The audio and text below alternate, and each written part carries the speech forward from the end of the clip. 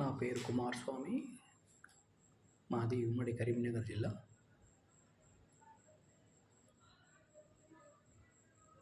భారతదేశం లోపల అన్ని మతాలు ఉన్నాయి, అన్ని కులాలు ఉన్నాయి. మన భారతదేశానికి ఒక ప్రత్యేకత ఉంది. ఎలాంటి ప్రత్యేకత అంటే, మన భారతదేశంలో ఉన్న స్వేచ్ఛ, మన భారతదేశంలో ఉన్నంత స్వతంత్రం, మన భారతదేశంలో ఉన్నంత ఫ్రీడమ్ ఏ దేశంలో లేదు, ఏ కంట్రీ లేదు. ఇది చాలా సుసంపన్నమైన దేశం. అన్ని మతాలు ఉన్నాయి, అన్ని కులాలు ఉన్నవి. ఈ భారతదేశ చరిత్ర చెప్తే ఒడవనట్లాంటిది. ప్రపంచ దేశాలు మనల్ని చూసి, మన నడకను చూసి వాళ్ళు నేర్చుకున్నారు. ప్రపంచ దేశాలు మనల్ని చూసి మన సాంప్రదాయాలను వాళ్ళు ఇప్పుడు పాటిస్తున్నారు. కానీ మనం పాటించడం లేదు, మన సాంప్రదాయాన్ని మనం పాటించడం లేదు. ఎందుకు పాటించడం లేదు అంటే, చదువు లేని రోజుల్లో అందరూ వ్యవసాయం మీద ఆధారపడి, కూలి పనుల మీద ఆధారపడి బతికిన వాళ్ళు చాలామంది ఉన్నారు. అందులో మేధావులు ఉన్నారు, జ్ఞానులు ఉన్నారు, మహాజ్ఞానులు ఉన్నారు, బ్రహ్మజ్ఞానులు ఉన్నారు.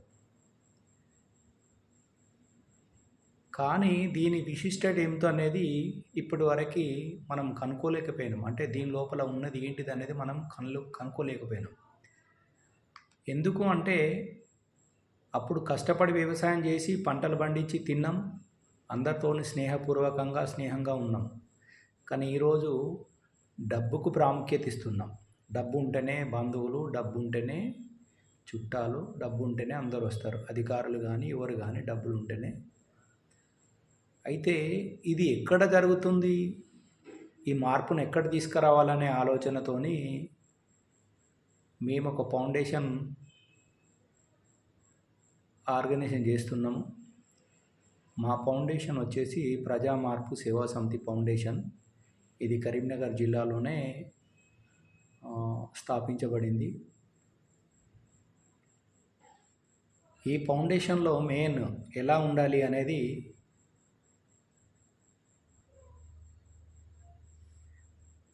ఫస్ట్ విద్యా విధానంలో మార్పు. అంటే విద్యా విధానంలో ఎలాంటి మార్పు చేయాలనేది కొన్ని పేజీల లోపల రాయబడింది. అది చదివితే ఒడిసేది కాదు, దానికి కొంచెం సమయం పడుతుంది. తర్వాత వైద్య విధానంలో మార్పు. వైద్య విధానంలో అంటే వైద్యులు ఎలా ఉండాలి, వాళ్ళు ఏ రకంగా వైద్యం అందించాలి, వాళ్ళ సమయపాలన ఏంది అనేది వైద్య విధానంలో మార్పు. తర్వాత ఉద్యోగ విధానంలో మార్పు. ఉద్యోగం ఎవరికి ఇవ్వాలి, ఏ విధంగా మార్చాలి. ఫర్ ఎగ్జాంపుల్ ఒకటి సింపుల్గా చెప్తాను నేను. 100 మార్క్స్ వచ్చినాయి. మార్క్ విధానంలో చెప్తాను. మార్క్స్ విధానంలో 100 మార్కులు వచ్చినాయి. ఒకరికి 35 మార్క్స్ వచ్చినాయి, ఒకరికి 45 మార్క్స్ వచ్చినాయి, ఒకరికి 70 మార్క్స్ వచ్చినాయి, ఒకరికి 98 మార్క్స్ వచ్చినాయి. ఇందులో ఎవరికి ఉద్యోగం ఇవ్వాలి? 35 మార్కులు వచ్చిన వాళ్ళకి ఇస్తే వాళ్ళు 100 మార్కులు వచ్చే విధంగా పిల్లల్ని ఎలా తీర్చిదిద్దగలుగుతాడు అనేది ఒక్కసారి వాళ్ళ గుండెల మీద చెయ్యి వేసుకొని ఉద్యోగం ఇచ్చేటప్పుడు వాళ్ళు ఆలోచిస్తే వాళ్ళకు తెలుస్తుంది. తెలుసు కానీ కొన్ని అడ్డొస్తున్నాయి. ఆ అడ్డు రాకుండా ఉండాలి అని అంటే, అయితే మనం ఎక్కడ తక్కువ మార్కులు వచ్చినాయో వాళ్ళను పైకి తీసుకొచ్చేందుకు ప్రత్యేకమైన క్లాసులు పెట్టి, ప్రత్యేకమైన ట్యూషన్స్ కానీ, ప్రత్యేకమైన మంచి ఎడ్యుకేషన్ సెంటర్స్ ఉంటాయి. వాళ్లకు ప్రత్యేకమైన హోదా కల్పించి వాళ్ళకి కూడా 98 మార్కులు వచ్చే విధంగా తయారు చేసి, 100 మార్కులు వచ్చే విధంగా తయారు చేస్తే వాళ్ళకు కూడా సమానత్వమే ఉంటుంది.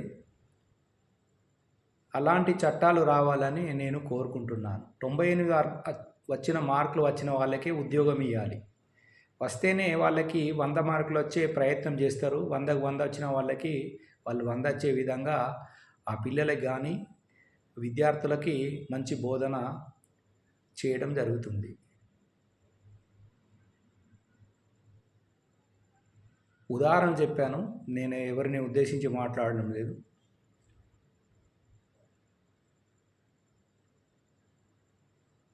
తర్వాత ఉద్యోగం ఎలా ఇవ్వాలి? ఉద్యోగం ఎలా ఇవ్వాలి? అందులోపల కూడా మార్పు చేయాలి కొంచెం. కొంచెం కాదు, 99% ఇందులో మార్పు చేస్తేనే దేశం బాగుపడుతుంది.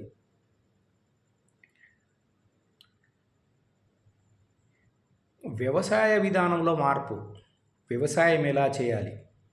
వ్యవసాయం ఎలా చేయాలి అని అంటే సేంద్రియంగా పంటలు పండించుకోవాలనే ఆలోచన. అంటే దీని లోపల బాగా ఉన్నవి. ఇది ఒక 150 పేజీల వరకు ఉంటుంది వ్యవసాయంలో. తర్వాత వైద్య విధానంలో ఈ ఒక 300 పేజెస్ ఉంటాయి. విద్యా విధానంలో ఇవి ఒక 150 ఉంటాయి. విద్యా విధానం అంటే విద్యను ఎట్లా చేయాలా, ఏ విధంగా మార్పు చేయాలా, ఏ విధమైన పాఠ్య పుస్తకాలు పెట్టాలా, ఏంటిది అనేది విద్యా విధానంలో. ఇవి 150 నుంచి 200 వరకు పేజెస్ ఉంటాయి. అంటే మేము రాస్తున్నాము, అందులో కూడా తప్పులు ఉండవచ్చు. మాకన్నా అధికారులు అంటే నేనే అంత తెలివి కల్లోని అని నేను చెప్తలేను, కానీ దేశం బాగుపడుతుందేమో అనే ఆలోచనతోని ఇది మోటివేయడం జరుగుతుంది, నేను చెప్పడం జరుగుతుంది. తర్వాత భూముల పరిరక్షణ విధానం. భూములు అంటే మనం భూములను ఎలా కాపాడాలి, వాటిని ఎలా సారవంతం చేయాలి, మనం భూమిని ఎట్లా చేయాలనేది ఇది ఒక 280, 300 వరకు పేజెస్ ఉంటాయి. తర్వాత వన్యప్రాణుల సంరక్షణ. వన్యప్రాణులు అంటే ఆవులు కానీ, గేదెలు కానీ, బయట జింకలు కానీ, రకరకాలుగా ఉన్న పశుపక్షాదులన్నీ కూడా వాటిని ఎలా రక్షించాలి, మనం ఏ విధమైన చట్టం తీసుకురావాలి. తర్వాత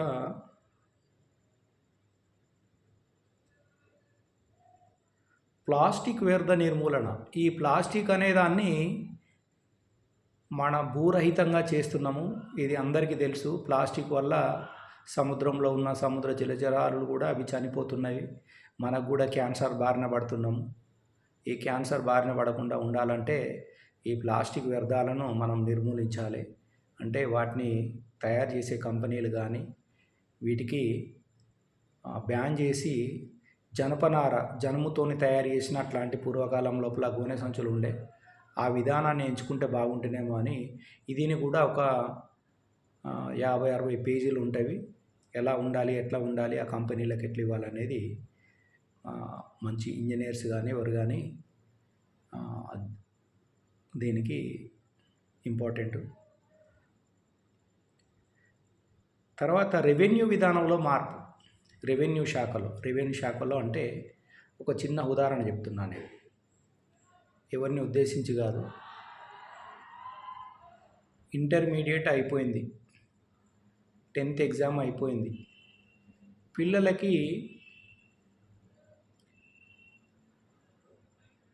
క్యాస్ట్ సర్టిఫికెట్, ఇన్కమ్ సర్టిఫికెట్ ఇవి 2 అవసరం, ప్రాముఖ్యత. ఇవి లేకపోతే పిల్లలు ఏ కాలేజీకి వెళ్ళి కూడా వాళ్ళు ఆ కాలేజీలో పై చదువుల కోసం అప్లై చేసుకునేందుకు ఒక మార్క్స్ మెమో ఉంటే చాలదు, టీసీ ఉంటే చాలదు. ఈ మూడిటితో పాటు పిల్లలకి కులము, నివాసము, ఆదాయము, ఈ 3 సర్టిఫికెట్స్ ఉండాలని గవర్నమెంట్ మెన్షన్ చేసింది. అయితే ఇందులో ఏమవుతుందంటే పూర్వకాలంలో అయితే మనకు ఒక 1 వీక్ పట్టేది. 1 వీక్ లేదంటే 15 డేస్ లోపు మనకు క్యాస్ట్ ఇన్కమ్ సర్టిఫికెట్ ఇచ్చేవాళ్ళు అప్పుడు. కానీ ఈ రోజుల్లో మనకు ఆన్లైన్ వచ్చింది, మొబైల్ ఫోన్స్ వచ్చినాయి. వచ్చినప్పటి నుంచి సేమ్ అదే పరిస్థితి, వారం 10 రోజులు అంటుండ్రు ఎక్కడికి వెళ్ళినా కానీ. కానీ ఈ విధానం తప్పు. అంటే తప్పు అని నేనంటే మీరు తప్పు పట్టుకోకండి. ఎవరీపు వాళ్ళ కనబడదు. ఈ విధానంలో చాలా పొరపాటు జరుగుతుంది. దయచేసి ఈ విధానాన్ని కొంచెం మారిస్తే బాగుంటుందేమో. ఏ విధంగా ఉండాలి అనేది పిల్లలకి 24 అవర్స్లో వాళ్ళకి క్యాస్ట్ ఇన్కమ్ సర్టిఫికెటు ఇస్తే బాగుండునేమో అని ఆలోచన. ఈ రిజిస్ట్రేషన్ దగ్గరలో కూడా చాలా పొరపాట్లు జరుగుతున్నాయి. వాటిని కూడా కొంచెం సవరించి వాటిని ఏ విధంగా చేయాలనేది మెన్షన్ చేస్తే బాగుండునేమో అని ఆలోచన.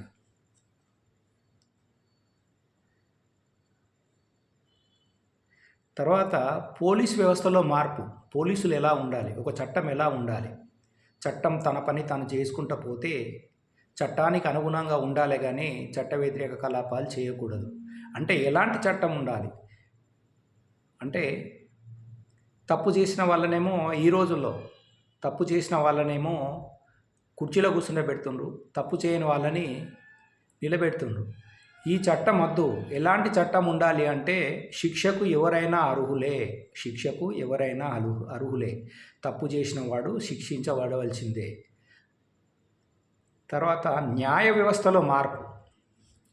న్యాయశాఖలో కూడా మార్పు చేయాలి. ఎలాంటి మార్పు చేయాలి? ఎవరు తప్పు చేస్తాడో వాడిని ఇమీడియట్లీ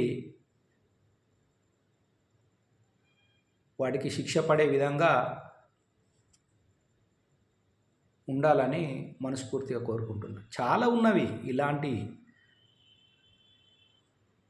విద్యుత్ శాఖలో మార్పు. విద్యుత్ శాఖ, ఒక విద్యుత్ బోర్డు ఉంది, ఎలక్ట్రిసిటీ బోర్డు. ఎలక్ట్రిసిటీ బోర్డుకు మనం వెళ్తే ఏం జరుగుతుందనంటే, ఒక మీటర్ కావాలని వెళ్తున్నాం.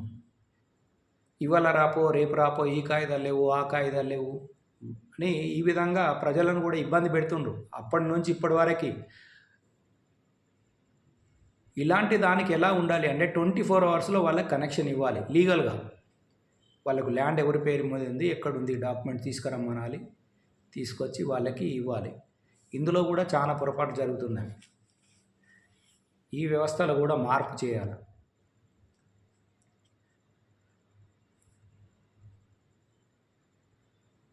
నగరపాలక విధానంలో మార్పు. పట్టణాలు కానీ పల్లెలు కానీ మార్పు చేయాలి. ఎలాంటి మార్పు చేయాలి? ఒక 2 గుంటల భూమి కొన్నారు, కొని అందులో కన్స్ట్రక్షన్ చేస్తూ ఉన్నారు. కన్స్ట్రక్షన్ చేస్తే అక్కడ ఏం జరుగుతుందంటే, అక్కడ ఉన్న చెట్లు కొట్టేస్తుంది. చెట్లు కొట్టేసి ఆ 4 ఫ్లోర్లో 5 ఫ్లోర్లో చేస్తూ ఉన్నారు. నేనేమంటున్నా అంటే, 2 గుంటల భూమిలో ఒక పావు గుంట చెట్లు ఉండాలి. చెట్లు ఉంటే ఆ చెట్ల నీడ కింద మనం సేద తీర్చుకోవచ్చు, ఉబ్బరపోత అనేది ఉండదు. అపార్ట్మెంట్ కట్టినా కానీ ఒక 20 గుంటల ప్లేస్లో కానీ ఎకరం ప్లేస్లో కానీ అపార్ట్మెంట్ కడుతుండ్రు కానీ అపార్ట్మెంట్కి నగరపాలక సంస్థలు ఎలాంటి కండిషన్ పెట్టాలనేది వాళ్ళకు తెలుసు. ఈ విధానం తెలుసు, కండిషన్ విధానం తెలుసు, కానీ దాన్ని పాటించడం లేదు. 20 గుంటలు ఒక అపార్ట్మెంట్ కడితే అందులో ఒక 2 గుంటలో 3 గుంటలో చెట్లను నాటించాలని నగరపాలక సంస్థ లోపల కూడా మార్పు చేయాలని మనస్ఫూర్తిగా కోరుకుంటున్నాను.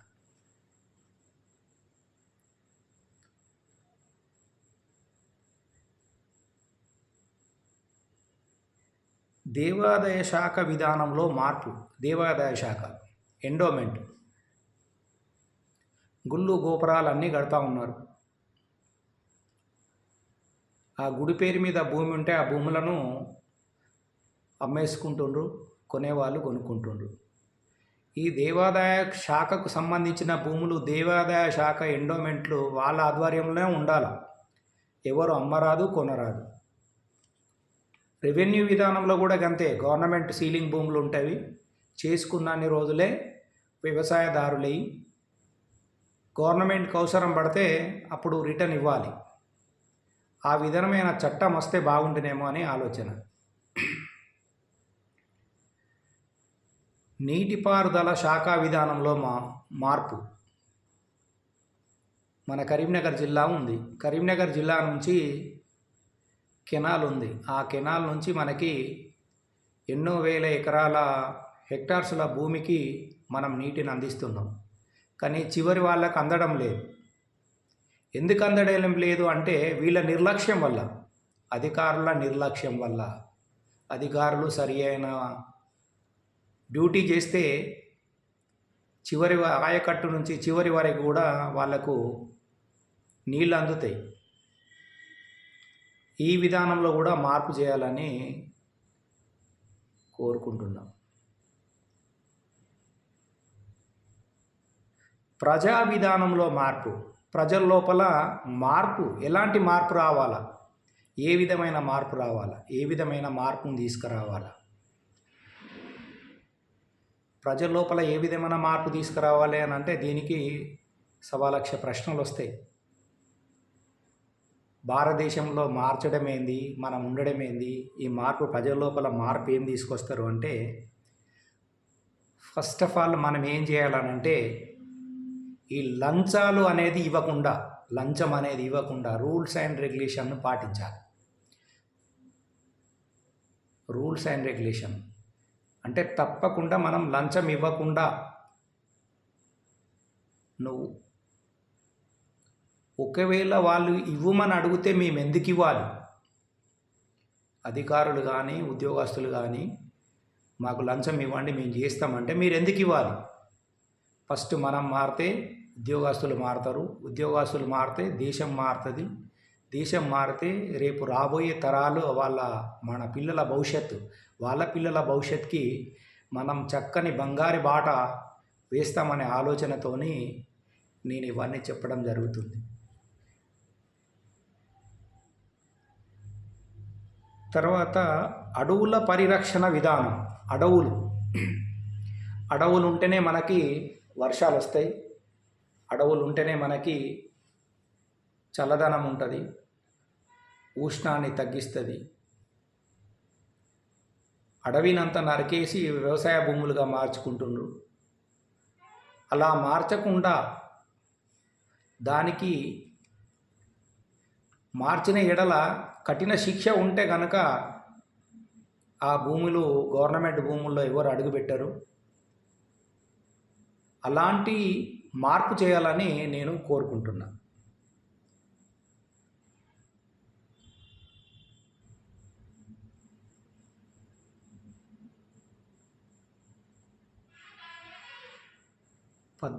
ఉన్నవి 18 చట్టాలు, నాకు ఇంకెన్నో ఉన్నవి.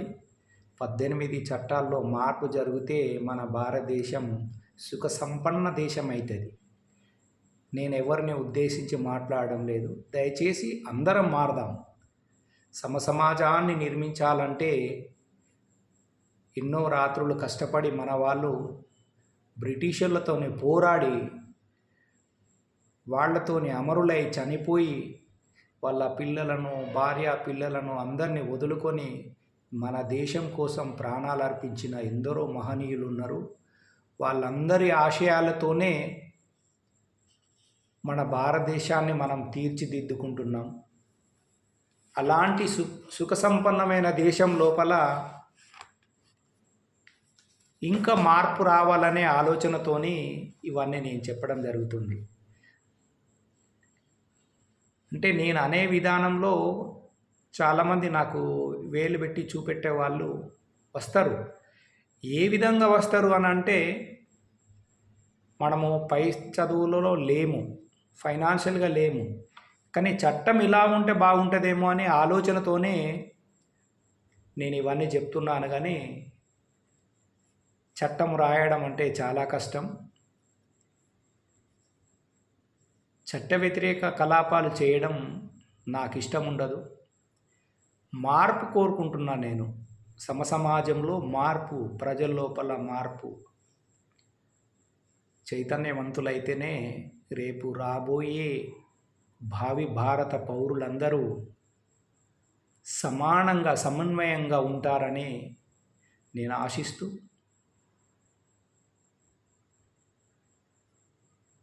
నా మనస్ఫూర్తిగా నేను కోరుకుంటున్నాను. అందరూ మారండి, మీరు మారండి, మీ ఇంటి పక్క వాళ్ళను, మీ చుట్టూ పరిసర ప్రాంతాలను శుభ్రంగా ఉంచుకోండి. లంచాలు అనేటివి లేకుండా, లంచం తీసుకుంటే నేరం, లంచం ఇచ్చినా నేరం, ఇలాంటి చట్టాలు వస్తే చాలా బాగుంటుంది. అందరూ కూడా హార్ట్ఫుల్గా ఉంటారు. ప్రతి విధానంలో మార్పు చేసుకోవాలి. ఆవేశం ఎప్పుడు పనిచేయదు. ఆలోచన విధానం మేధాశక్తిని పెంచుతుంది. మన దేశ రక్షణ కోసం ఎందరో అమరులైనారు. మన దేశ రక్షణ కోసం ఎందరో అమరులైనారు. వారి అందరి ఆశయాల స్ఫూర్తితోనే మన త్రివర్ణ పతాకాన్ని నిర్మించడం జరిగింది. అంటే త్రివర్ణ పతాకాన్ని రూపకల్పన చేయడం జరిగింది. అప్పుడు దానికి అందరం కట్టుబడి ఉంటున్నాము. అదేవిధంగా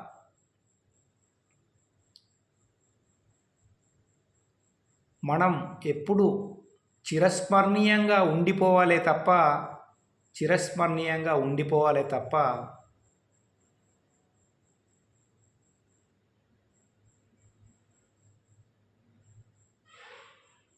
అందరికీ ధన్యవాదాలు.